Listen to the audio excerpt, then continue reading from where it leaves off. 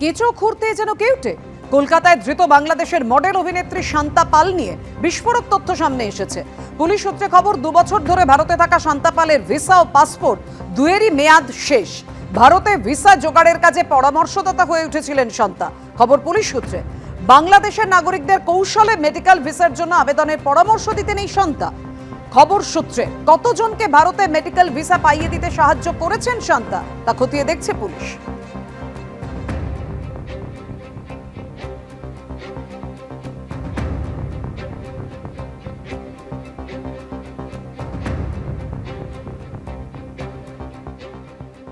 শুধুমাত্র ভারতীয় ডকুমেন্টস পাওয়া নয়, শান্তা পালকে জিজ্ঞাসাবাদ করে তার যে সোশ্যাল সাইট, সেই সোশ্যাল সাইট থেকে কিন্তু একাধিক গুরুত্বপূর্ণ তথ্যও মিলেছে। দেখা যাচ্ছে যে সে বাংলাদেশের বাসিন্দাদের সাথে বিভিন্ন বিষয় কথোপকথন বা চ্যাট উদ্ধার হয়েছে, যেখানে সে বলছে যে ট্যুরিস্ট ভিসা না পেলেও মেডিকেল ভিসাতে চাইলে কিন্তু অ্যাপ্লাই করা যেতে পারে এবং সেক্ষেত্রে দাঁড়িয়ে বাংলাদেশের বাসিন্দারা কিন্তু ভারতবর্ষে প্রবেশ করতে পারে।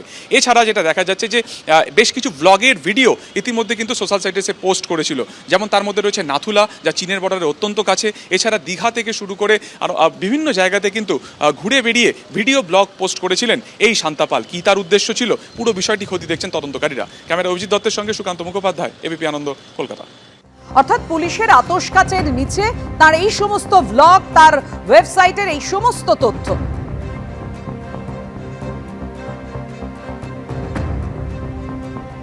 বাংলাদেশের মডেল অভিনেত্রী, একেবারে তার রঙিন জীবনযাপন, সোশ্যাল মিডিয়ায় তিনি অ্যাক্টিভ, বাংলাদেশের সৌন্দর্য প্রতিযোগিতায় খেতাবও জিতেছেন। এদেশের ভুয়ো Aadhaar card, voter card, ration card বানিয়ে জাঁকিয়ে বসা শান্তা পাল।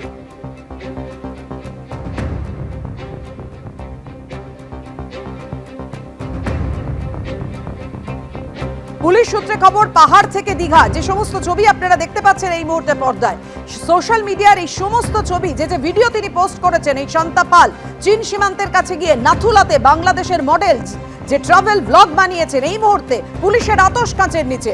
শান্তা পালের স্টার্টআপের কথা আগেই জানতে পেরেছিল পুলিশ।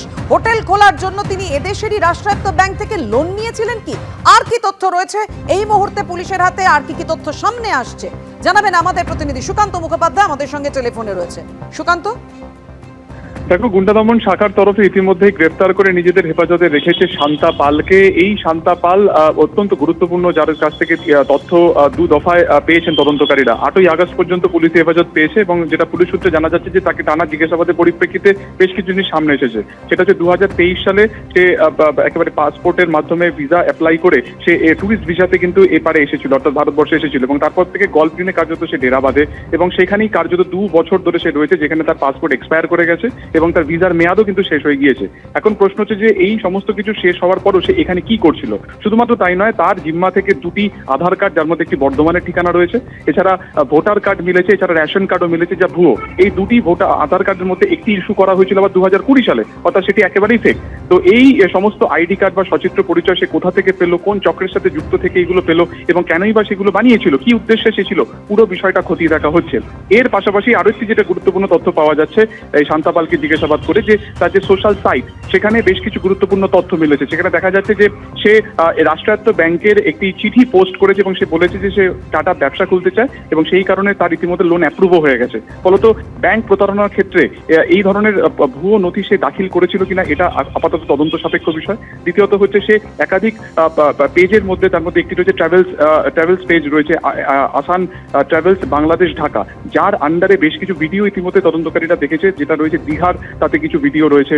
এছাড়া তোমার অন্যদিকে গ্যাংটক, নাথুলা, যা একেবারে চীন বর্ডারের কাছে। তো এই ধরনের একাধিক ভিডিও তার কাছে পেয়েছে। ফলত এই ব্লগিং এর আড়ালে সেই ভিডিওগুলো কেন পোস্ট করছিল বিভিন্ন জায়গাতে, সোশ্যাল সাইটে কেন পোস্ট করছিল, এই বিষয়গুলো কিন্তু আপাতত তারা খতিয়ে দেখছেন। আমরা জানি যে এর আগে অপারেশন সিঁদুরের সময়ও ইসার থেকে একজন ইউটিউবারকে গ্রেফতার করা হয়েছিল, জ্যোতি মালহোত্রা। তখনও দেখা গেছে যে ইউটিউবের আড়ালে সে দেশের ইনফরমেশন পাকিস্তানকে সে গুপ্তচর বৃত্তি করছিল। ফলত এক্ষেত্রে দাঁড়িয়ে এই ব্লগিং এর সাথে কোনো রকম নাশকতার কিছু যুক্ত রয়েছে কিনা বা অন্য কোনো রকম উদ্দেশ্য রয়েছে কিনা, পুরো বিষয়টা কিন্তু খতিয়ে দেখছেন গুন্ডা দমন শাখা, লালবাজার। ধন্যবাদ তোমাকে।